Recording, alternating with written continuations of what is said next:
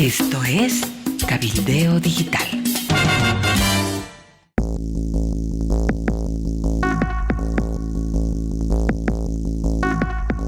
Hola amigos, un saludo cordial. Estas son las noticias de último momento. Bueno, empezaremos hablando del viaje del presidente Luis Arce a Rusia, un viaje para estrechar vínculos políticos, pero también para un grito de socorro económico.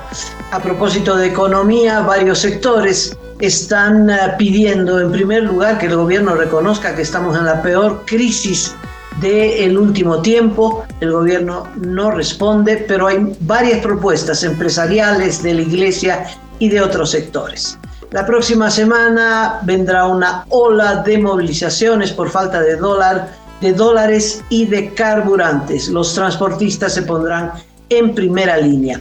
Estas y varias otras, entre esas otras, las estafas a través del Internet. Todo esto en último momento. Cacho Herrera, ¿cómo está usted? Bienvenido y arrancamos con el viaje del presidente a Rusia. Hola Amalia, hola amigos del planeta. El presidente en las próximas horas, en los próximos días, va a emprender viaje a Moscú a encontrarse con Vladimir Putin, con el presidente de Rusia, en medio de un deterioro que ya está llegando a escenarios muy peligrosos para la economía de nuestro país. Él está yendo a tener esta reunión, me imagino, institucional, como suele ocurrir con este tipo de viajes, pero en el fondo es, como dijo Amalia, para pedir ayuda económica. Las cosas no están bien, no se sabe si va a tramitar algún tipo de llegada de carburantes, que es lo que está faltando en el país, o algún tipo de inversión, o se va a asegurar inversiones, por ejemplo, en el tema del litio. Hay una empresa rusa que se ha adjudicado o está por adjudicarse el salar de Pastos Grandes en Bolivia.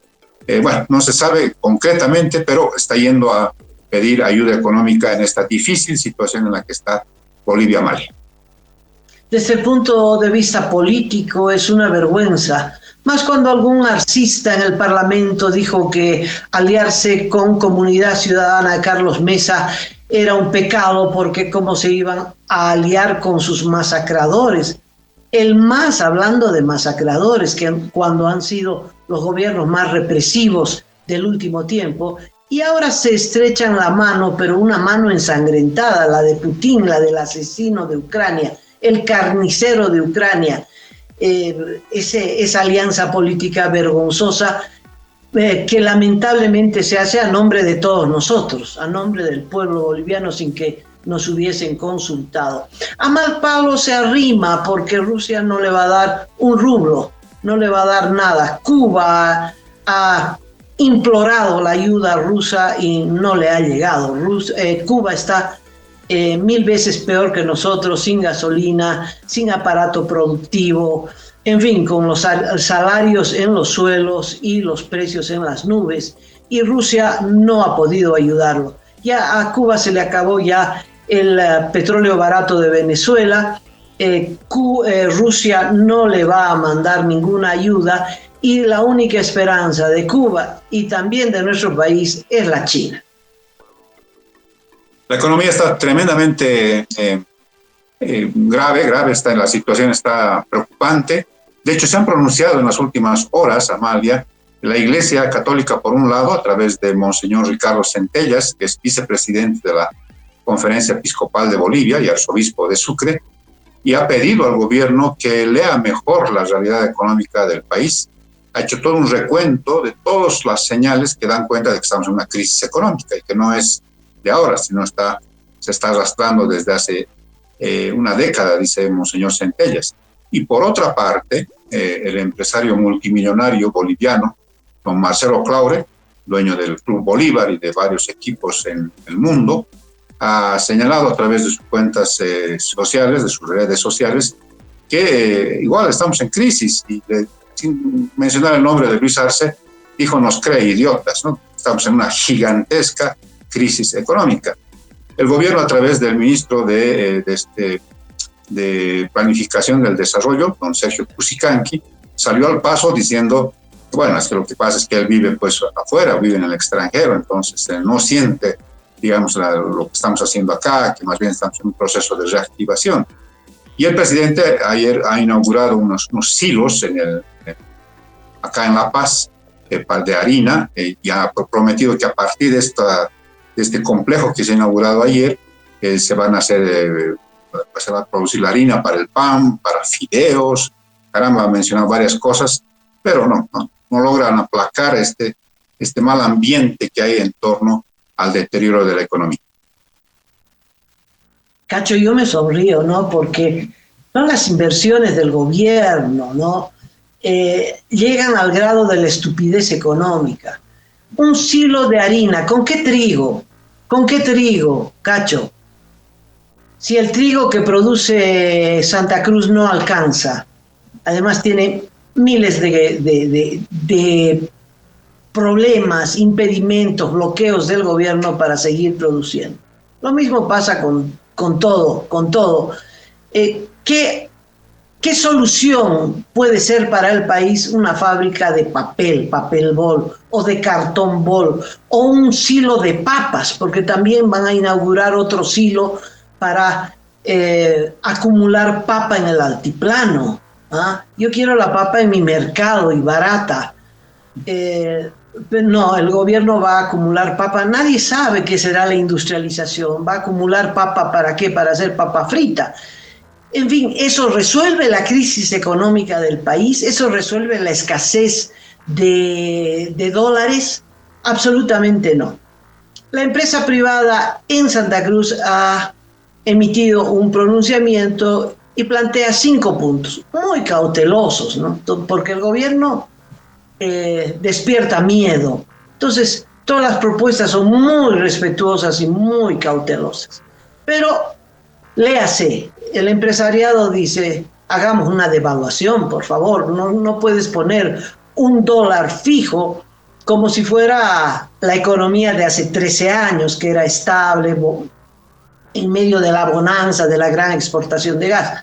Hoy no puedes mantener un tipo de cambio fijo, cuando ya hay un mundo paralelo, un mercado paralelo. Entonces, discretamente, ¿no? En términos muy diplomáticos, el empresariado pide una devaluación, es decir, un reajuste del precio del dólar en el país.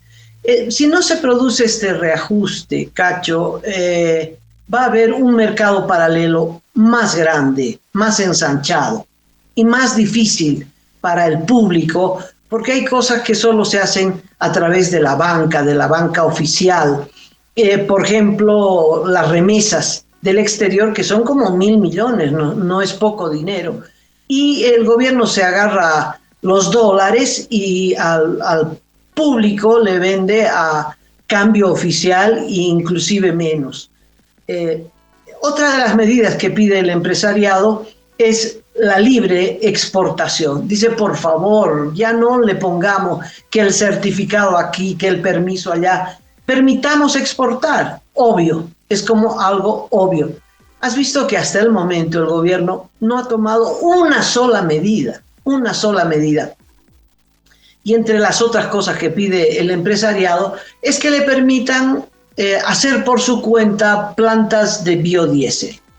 Lo que sería mucho más interesante. El gobierno está gastando $300 millones, Cacho, $300 millones para hacer plantas de biodiesel, cuando la empresa privada, especialmente la cruceña, la que produce la materia prima, podría arriesgar su plata, garantizar la materia prima y resolver el problema del biodiesel como hace con el alcohol, pero no, el Estado se mete a terrenos que desconoce, ¿no? Y actualmente nadie sabe si esas plantas van a funcionar porque no está garantizada la materia prima. En medio de todo esto, Amalia, se viene una suerte de ola de presión social que va a comenzar precisamente en los primeros días de junio. Estamos acabando la semana, estamos por terminar esta semana en la que, según el ministro de Economía, tenían que reaparecer los dólares. Él dijo, nadie lo presionó, nadie le puso un revólver en la cabeza para que diga que esta semana y la siguiente y van a reaparecer los dólares en el sistema financiero nacional. Estamos por concluir la primera semana y no hay los dólares. La gente sigue buscando desesperadamente los Washingtones, como dice Gonzalo Chávez, y entonces yo creo que se va a complicar por el efecto de los bloqueos. Y bueno, han hecho esto que siempre lo hacía también Evo Morales, ¿no? Se ha reunido ayer el ministro de Obras Públicas con un sector que dice que representa genuinamente al transporte pesado. No es así. Los verdaderos dirigentes están preparando la movilización. Se calcula que una buena cantidad de vehículos de alto tonelaje van a bloquear las carreteras y eso, caramba, va a complicar más la situación en la que nos encontramos, ¿no? Y luego vienen los bloqueos, las movilizaciones de los gremialistas, que le han dado un plazo hasta el 7 de junio al gobierno, y si no cumple ese plazo, pues que es hacer reaparecer los dólares y normalizar la provisión de combustible, también van a las movilizaciones a partir del 10 de junio, y entonces estaremos en una especie ahí de escenario ya de protesta social. Si sumas a eso estas posiciones de empresarios, de la iglesia, de Marcelo Claure, caramba, la cosa se complica bastante para el gobierno. Hoy hay conflicto de salud. Los trabajadores de la Caja Nacional de Salud están en un paro protestando por la administración desastrosa de la caja más poderosa del país. Una caja que ha entrado en crisis desde la administración de Evo Morales, ¿no? Se ha entregado la administración de la caja a la Central Obrera Boliviana y lo único que hay en esa caja es corrupción. Tú abres y es corrupción, corrupción, corrupción, mientras no se ha ampliado ningún servicio. Los enfermos siguen en las camillas y en los pasillos. En fin, Cachito, hay que ir a la caja de salud para entender lo que es la crisis de la salud, de la seguridad social en nuestro país. Hay un paro que, bueno, agrava la situación, pero que está en curso. La carretera Santa Cruz-Trinidad está bloqueada por juntas vecinales, conflictos locales. Lo propio está pasando en la carretera Oruro-Yayagua-Potosí, que afecta la ruta hacia Sucre, también por problemas locales, pero la comunidad Chulpa además pide al gobierno que haga bajar los precios de los alimentos porque la canasta familiar ha subido de manera exorbitante. Es el primer paro que yo conozco en contra de la inflación. Una inflación negada por el INE y por todo el mundo, pero ya hay un paro en contra del aumento de los precios de los productos de la canasta familiar. Lo que tú decías, el gobierno ha negociado con la Cámara Boliviana de Transporte, una cámara empresarial, hay un cuarto intermedio y esperan que este viernes a las 5 de la tarde se sumen los dirigentes del transporte pesado, Héctor Mercado y Juan Yugra, son la cabeza del sindicato de transporte pesado, son los que han convocado al bloqueo de caminos el 3 y 4 de junio. Ambos piden una negociación con ellos, no con la Cámara. En fin, lo cierto es que está en pie la convocatoria a un bloqueo nacional los días 3 y 4, a lo que se sumará lo que tú ya dijiste, el 10 se viene la ola gremialista por la falta de dólares. Son los síntomas de una crisis muy grande y lo que llama la atención es que después de un año y casi un año y medio de que se desató la crisis por la falta de dólares, que fue el primer síntoma grave, el gobierno no ha tomado una sola medida, Cacho. Lo único que hace el gobierno es decir que no hay crisis, es la negación del conflicto. Bueno, en algún momento se tendrá que dar cuenta que ya no le sirve la mentira. Cuando la realidad es tan contundente, la mentira ya no va a poder tapar, ¿no? el sol con un dedo, negando que no hay dólares, negando que hay escasez de carburantes, etcétera, etcétera. Se necesita no un viaje a Rusia, sino un viaje a la realidad nacional para tomar medidas. Así es, Amalia. Sonó muy doloroso, muy triste esta noticia del cierre de la fábrica La Francesa aquí en La Paz, que es otro síntoma de la crisis económica. Mira, a partir del comentario que hicimos de esta noticia, que la divulgó muy bien nuestro compañero Nicolás Sanabria Garrón a través de su programa en otro formato, mostró los estantes vacíos, las puertas cerradas, la tristeza que rodea a la fábrica La Francesa en la zona de Miraflores de La Paz, y los comentarios, Amalia, realmente penosos. Mucha gente le dolió mucho lo que ocurrió. Mira, tanto es así, Amalia, que me escribió sorprendido, Carlos Valverde. Me dijo, ¿qué está pasando? Yo le expliqué qué suponía la empresa La Francesa para los paseños. Me dijo, qué doloroso, qué terrible. Esas fueron sus palabras. Entonces, claro, días antes también se conoció la salida de Alicorp, de este consorcio peruano, del negocio de la molienda, todavía no de la distribución de varios artículos de consumo, que es su negocio principal, pero ya, imagínate, hay empresas que se van, hay empresas que se cierran, bueno, es todos estos síntomas de una crisis que no la está pudiendo contener, frenar el gobierno, teniendo a una persona que manejó los hilos de la economía en el gobierno de Evo Morales. Y eso se suma la ola, y hay otra ola de denuncias de corrupción, Cacho. No va a haber maíz, por ejemplo, ni nacional ni importado, porque no hay dólares para la industria avícola de Cochabamba, ¿no? Esto es muy grave porque significa que el precio del pollo podría subir. Yo no sé cómo le harán, ¿no? Comprarán dólares en mercado negro, no sé cómo van a sostener esa industria. Hay muchas industrias que van a estar al borde del barranco a consecuencia de esta crisis. Un taxista me preguntaba, bueno, pero nosotros no vivimos del dólar. Claro, no vivimos del dólar aparentemente, pero es un país que no produce lo que consume. Lo tenemos que importar y esos son dólares. Y la poca industria que existe compra los insumos para poder trabajar. Zapateros, por ejemplo, no producen suela de zapato, tienen que importar la suela de zapato. Y si no tienen dólares para la suela de zapato, no pueden producir zapato. Lo mismo que los pollos. Los pollos comen maíz importado, porque el maíz que se produce en Santa Cruz no alcanza. El trigo no alcanza, hay que importarlo. Entonces tú puedes hacer un gran silo para molienda de harina, pero si no tienes trigo, no sé para qué gastaste esa plata. En fin, Cacho, estamos ante una descomunal crisis económica.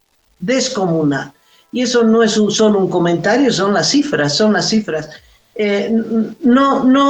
A Arce no lo va a salvar Rusia, y los chinos hacen negocio. Los chinos dicen, yo te presto, no hay problema.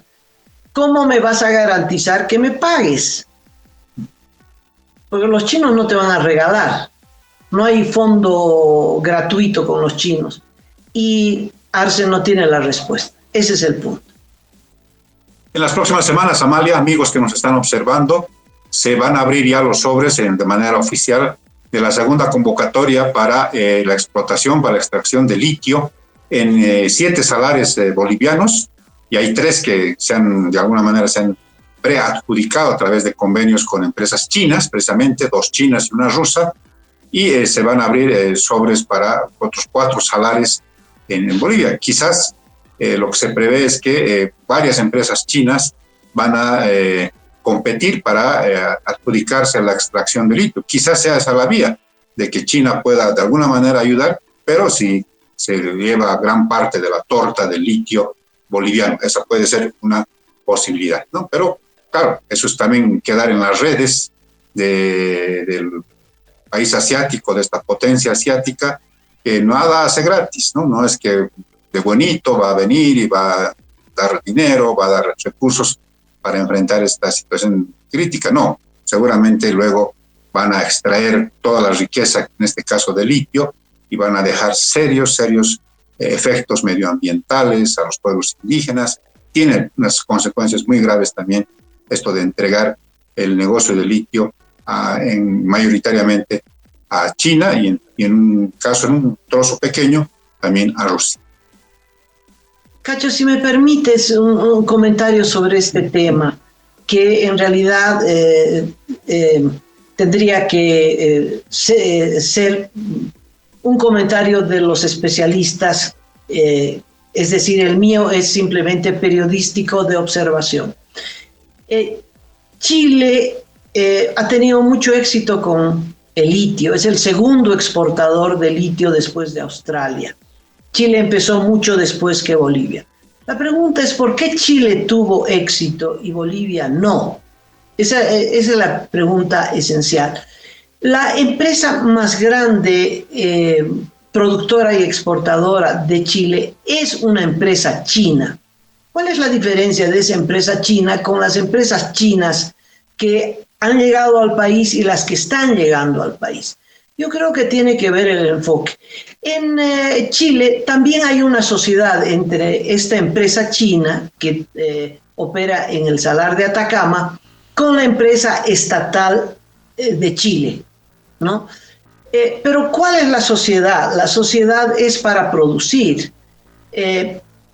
Los chinos ponen tecnología, capital en sociedad con la empresa estatal chilena y producen el litio y exportan el litio y, por supuesto, la ganancia es para los chinos en sociedad con la empresa estatal china. Pagan los impuestos, pagan salarios, pagan todo lo que tiene que pagar al Estado, que es mucha plata, ¿Cuál es el proyecto boliviano? El proyecto boliviano no es así. El proyecto boliviano hasta ahora, y se mantiene esa línea, es decirle a los chinos, a los rusos, a quien sea, construya una planta, pero la voy a manejar yo.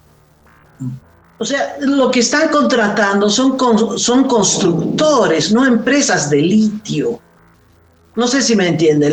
A los chinos los contrataron, por ejemplo, en la planta que hay que ya está construida y que no funciona, para que construyan la planta. Una empresa constructora que no sabía nada de litio, con planos que les dejaron los alemanes.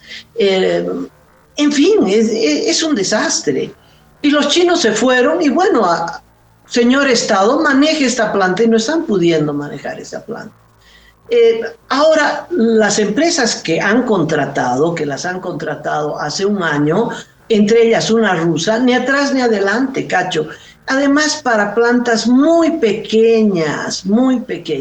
Y la última ola de empresas que están contratando, muchas de ellas son chinas, hay una muy grande, pero 3 de esos contratos son para plantas pilotos, es decir, experimentales. Seguimos con el experimento. O sea, vendrán los chinos o los rusos. No hay ninguna rusa en la última oleada. Casi todas chinas.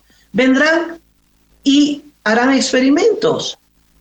¿Por qué no funciona la explotación de litio en la reserva más grande del planeta, que es el Salar de Uyuni? Esa es la pregunta. Y entonces experimentarán. Hay una empresa china que dijo que va a invertir 1.000 millones en una planta en el Salar de Uyuni.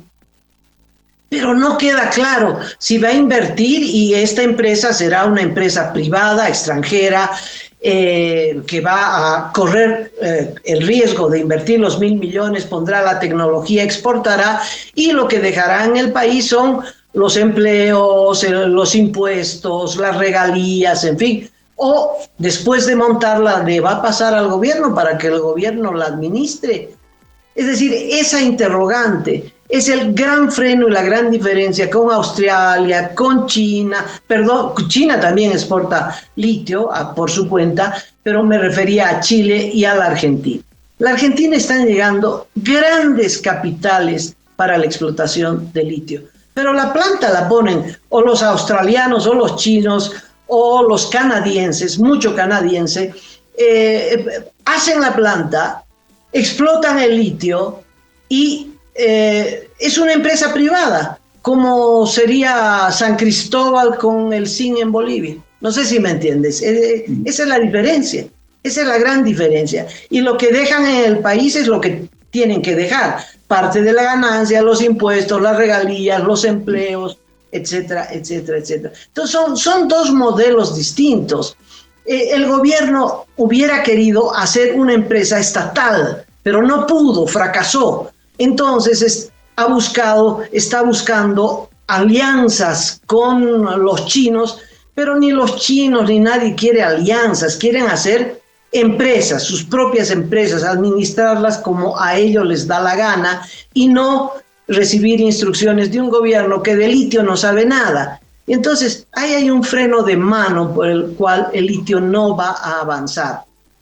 Ahora, si digamos que yo estoy completamente equivocada, Cacho, y efectivamente el gobierno tiene éxito con sus últimos invitados, las últimas licitaciones, está licitando todos los salares, 7 en el país, digamos que tenga gran éxito, eso va a demorar al menos 5 años. O sea, el litio no va a salvar la cabeza de Luis Arce Catacora. Correcto, no es una varita mágica y por tanto habrá que esperar, y en medio de todo eso sigue este clima de crisis económica que no encuentra claridad, no encuentra luz al final del túnel. De los que sí encontraron y grandes negocios en todo esto, Amalia, déjame cambiar por favor de tema, son ciberestafadores que montaron toda una estructura en la ciudad de Santa Cruz. Ocurre, según declaraciones del viceministro del régimen interior, un grupo, una especie de mafia de organización internacional, fue desarticulada en diciembre de 2003 en Perú. Y lo que hicieron estas personas es, sabiendo que es un negocio que rinde mucho dinero, se trasladaron a Santa Cruz y ahí montaron toda una estructura con muchas personas, muchos de ellos universitarios, que alquilaron un piso en un edificio del Segundo Anillo, en pleno centro cruceño, y ahí practicaban las estafas a través del Internet, ¿no? Ofreciendo cosas, pidiendo transferencias a través de códigos QR, te ofrecían una cosa, tú tenías que depositar, bueno, todo eso en menudo reunido hace una gran cantidad de dinero. Bueno, la pasada jornada hubo un gigantesco operativo de la policía, se arrestaron a más de 100 personas, la mayoría muchachos universitarios, fueron liberándolos de a poco y quedaron 9 aprehendidos. De esos 9 aprehendidos, que nos van a cautelar, me imagino, en las próximas horas, 5 son extranjeros y 4 son bolivianos. Hay colombianos, venezolanos y hay un asiático, no quisieron decir con precisión la nacionalidad de este aprehendido asiático. El fiscal departamental de Santa Cruz, don Roger Mariaca, ha señalado anoche en una entrevista en la Red 1 que la matriz, la sede principal de esta cibermafia estaría en México. Entonces van a investigar las conexiones que tiene este grupo que ha sido intervenido ayer con Perú, con México y con otros países. Y en Bolivia se están practicando varios allanamientos porque se cree que se han ramificado en otras ciudades bolivianas. Puede ser La Paz, Cochabamba y otros lugares, ¿no? Entonces es una cosa grande, se ha descubierto mucha cantidad de intereses y claro, todo este manejo del Internet con fines delictivos. Antes de que aparezca el celular en el bolsillo de la gente, había el cuento del tío. En las calles venía alguien y te pedía plata para algo, hasta te vendía piedras pintadas de dorado diciendo que era oro, o una billetera que se caía y decía que había plata y te decían, quédate con la billetera, tú dame 100 pesos, tú dabes 100 pesos y en la billetera habían billetes de alacitas. En fin, el cuento del tío, el engaño a la gente. Ahora hay un engaño, un cuento del tío, un engaño a través del Internet. No importa la cuenta, WhatsApp, Facebook, lo que sea. Si te piden plata, y te tientan, ¿verdad? Te pican el bicho de la ambición. Vas a tener un empleo en Estados Unidos y vas a gastar, vas a ganar miles de dólares. Y nosotros te conseguimos empleo, pero para los trámites deposita $100 en tal cuenta. Bueno, cuando ya te piden que tú deposites algo de plata para que tú entres en este círculo de la ambición, porque te van a dar empleo, porque tú vas a ganar, porque tú vas a invertir, lo que fuera, es una estafa, ¿no? Ahora, esto va a afectar, yo creo, por el temor a las ventas a través del Facebook, que son muy efectivas. Hay ventas masivas de lo que fuera, comida, ropa, electrodomésticos, te lo dejan en la puerta de la casa, es muy efectivo. Pero también en medio de eso tiene que haber estafa. ¿Qué es lo que más me preocupa, Cacho? La inteligencia artificial. Yo aparecí, te cuento en primera persona, mi rostro, mi voz, haciendo propaganda de un medicamento para las articulaciones. Inteligencia artificial. Te copian la voz, usan tu imagen y tú apareces vendiendo lo que fuera, ¿no? Usan tu prestigio y no te pagan. Intenté rastrear la cuenta, creo que una cuenta de Vietnam. Hace poquito vi a personalidades importantes, Enriqueta Ulloa, otro cantante de Los Carcas, en fin, vendiendo el mismo producto. Yo digo, esto es inteligencia artificial. Y hay una advertencia de que es posible que estos delincuentes clonen tu voz y, por ejemplo, con tu voz, Cacho, llamen a uno de tus hijos y lo citen para secuestrarlo, a tu hija, o pidan que abras la puerta del departamento, porque la voz es igualita, es exactamente igual a la tuya, porque te copian a través de inteligencia artificial. Es decir, se abre un mundo infinito para la delincuencia y no estamos preparados para poder responder a estos peligros. Es muy importante lo que acabas de decir, Amalia. Amigos, hay que tomar todas estas previsiones, empezando por no dar datos a diestra y siniestra en el Internet. A veces llegan unos mensajes que te piden fotos, que te piden algún dato personal, a veces incluso algún tipo de cuenta donde se pueda depositar el dinero. Hay que tener muchísimo cuidado. Este es el tiempo de extremar los cuidados en Internet, porque una parte es el timar, el engañar, el sacarle plata a la gente.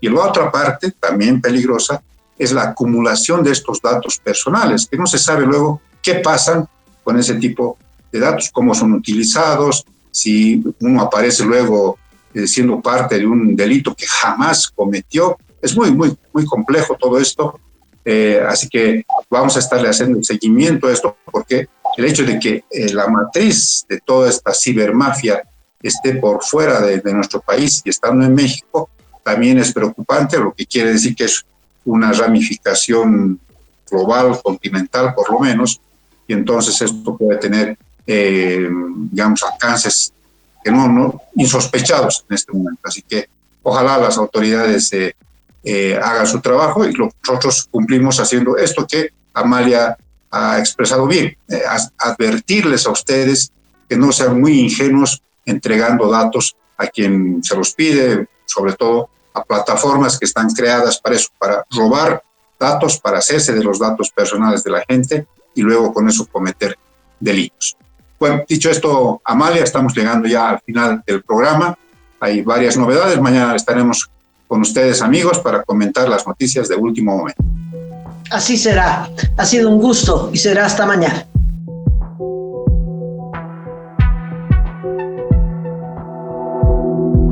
Aporta a Cabildeo Digital y apoya al periodismo independiente.